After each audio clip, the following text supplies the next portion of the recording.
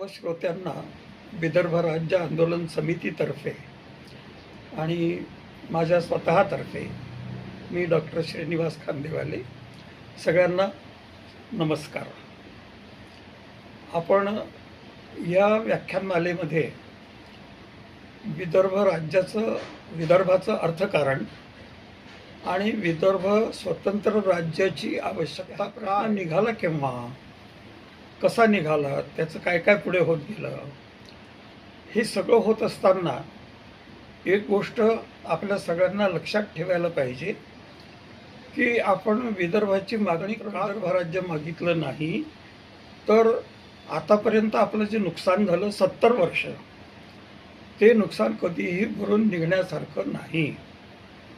ते आपण सहन करतो आहोत. आणि आजही आपण जर निष्काळजी राहिलो आणि या प्रश्नाकडे दुर्लक्ष केलं तर आपली जी पुढची पिढी आहे तरुणांची, त्यांचा विदर्भाचं स्वतंत्र राज्य मिळवून घ्यायचं आणि आपल्या पुढच्या पिढ्यांकरता एक चांगला समाज निर्माण होईल याची व्यवस्था करणे.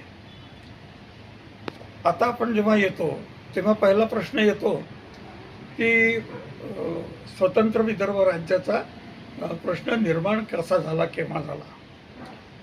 तर आपल्याला असं दिसेल की आपण 100-150 वर्ष जर मागे गेलो तर विदर्भाचे आज 11 जवळ संपत्ती आहे आणि संपत्तीवर आपण बसून आहोत.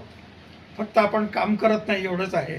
आणि ते काम करणं म्हणजे हे सगळं करण्यासाठी आम्हाला आमचं राज्य पाहिजे हे सगळ्या वयोगटातल्या तरुणांनी, तरुणींनी, मोठ्या नेत्यांनी हे सगळं जाणून घेणं आणि त्याचा हट्ट धरणं. पण नाही, हे तर जर विदर्भ राज्य झालं तर असे असंख्य प्रश्न विदर्भामध्ये आहेत जे गेल्या 50-50 वर्षामध्ये दुर्लक्षित झाले. आणि त्याच्यामुळे आपलं राज्य झालं तर त्या प्रश्नांची सोडवणूक करून त्याच्यापासून जी समृद्धी निर्माण होते, ती समृद्धी निर्माण करण्याचं कार्य विदर्भ राज्य.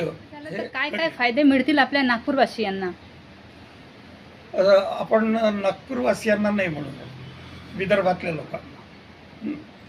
तर त्याचा एक फायदा असा आहे की आतापर्यंत गेल्या 70 वर्षामध्ये विदर्भातल्या सिंचनाकडे पूर्ण दुर्लक्ष झालं आणि ते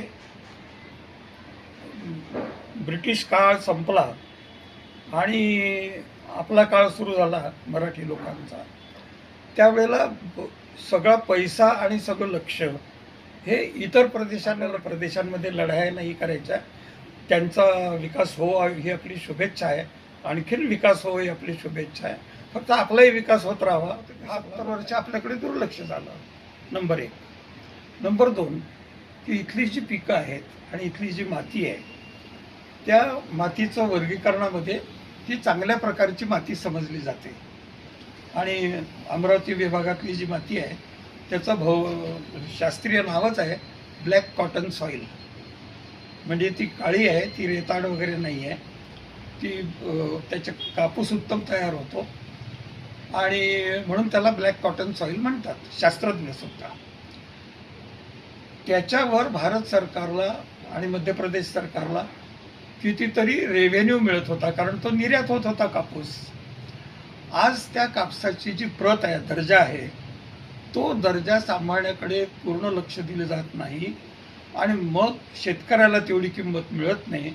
म्हणून शेतकरी देशांनी आपल्याला ज्युडिशरी दिली, न्यायव्यवस्था दिली, प्रशासन दिलं, शिक्षण व्यवस्था दिली, रेल्वे दिल्या, टेलिफोन दिले, तरी आपले लोक, गांधीजी आणि बाकीचे सगळे लोक म्हणाले की नाही, आम्हाला स्वराज्य पाहिजे, तुमचं राज्य नको आम्हाला. आणि स्वराज्य म्हणजे आपल्या विकासाच्या कल्पनांप्रमाणे आपण निर्णय घेण्याचा अधिकार आपल्या स्वाधीन असणे आणि तो अधिकार विदर्भाच्याच लोकांमध्ये असावा, हे अत्यंत महत्त्वाचं आहे.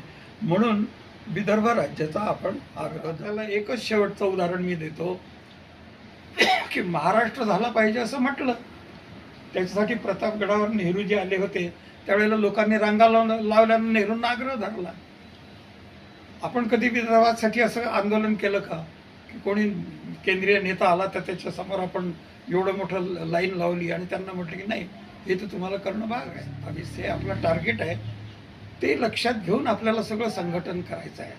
पण त्याची पार्श्वभूमी ही आहे की लोकांना प्रश्न तो कळला पाहिजे, त्याचं महत्त्व लक्षात आलं पाहिजे, मानसिक तयारी झाली पाहिजे प्रयत्न करण्याची, आणि त्या प्रयत्नांमध्ये सामील लोकांनी झालं पाहिजे. आणि ह्या एपिसोडच्या निमित्ताने आम्ही सगळ्या स्त्री पुरुषांना, कॉलेजच्या मुलांना, मुलींना आपण आवाहन करतो की तुम्ही जरूर या. तुमच्याच भविष्यासाठी सगळं हे चालू आहे आणि त्याच्यामध्ये तुम्ही भाग घ्या.